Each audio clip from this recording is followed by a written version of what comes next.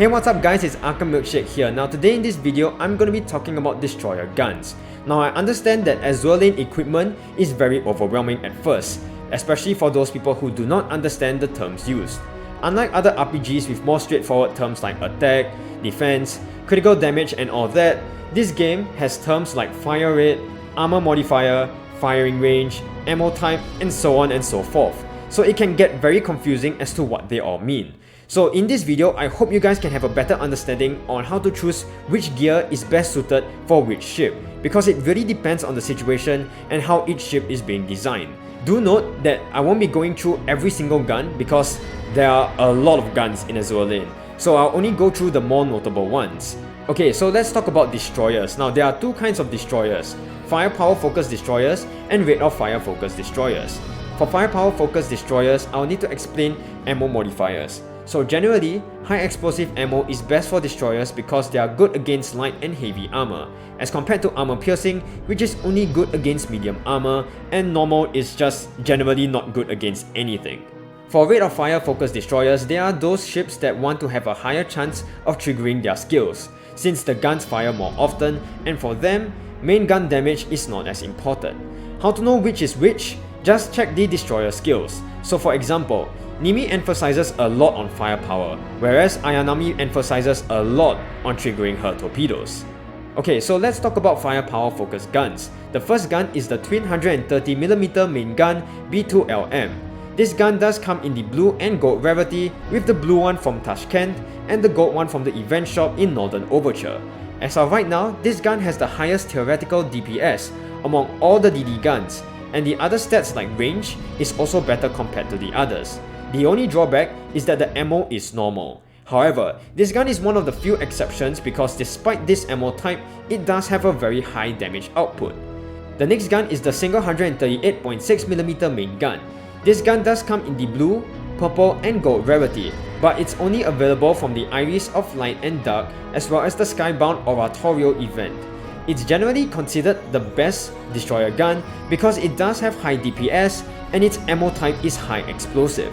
Unlike other DD guns, it boosts solely on firepower stat by 35 instead of being split between firepower and anti-air. So do take note of this if you want to use this as a secondary weapon for other ships. This gun is also very good at breaking shields, but slightly below the twin 100mm, which I will explain later. The only drawback for this gun is its fire rate, so it's not ideal for ships that have firing dependent skills. On the other hand, this gun is ideal for ships focused on main gun damage. It is also worth noting that the purple one is slightly better in DPS but does have slower reload than the gold twin 127mm Mark 12 dual gun, which is the next gun we are going to be talking about. This gun does come in the blue, purple and gold rarity. In the past, this gun was the best destroyer gun before the French came, because of its high DPS and its ammo type is high explosive. It is also more accessible since it drops from Eager Union tech boxes and can be found in maps 5-1, 8-1, 10-3 and 11-1. Even though the boost in firepower is only by 20, it also boosts anti-air by 25. So if you want a gun that has both firepower and anti-air bonuses, this gun is the one for you. Alright, so let's move on to rate of fire focused guns. The first is the twin 100mm Type 98 AA gun, and this gun does come in the blue, purple and gold rarity. It also drops from Sakura tech boxes and in maps 9-4 and 12-4. This gun does have a fast fire rate, so theoretically, it does have higher DPS than the twin 127mm, but because its ammo is normal, its actual DPS is lower. This gun is ideal for ships that can both deal considerable main gun damage and triggering firing dependent skills at times. It also does have higher anti-air than the twin 127mm, so it's a good choice when anti-air is needed. Now this gun excels at breaking shields, because shields break from the number of hits, not by the amount of damage you deal. So with a high fire rate, this gun can break shields very easily. So even though the twin 127mm does have a higher DPS, it suffers in maps with many shielded enemies, whereas this gun doesn't. So I'm gonna emphasize this: do not just look at DPS. You'll need to also assess the situation and choose the right gun. Now if you want extreme rate of fire, use the 76mm artillery. Yes, I know, it's a blue gun, but please do not judge it based on rarity.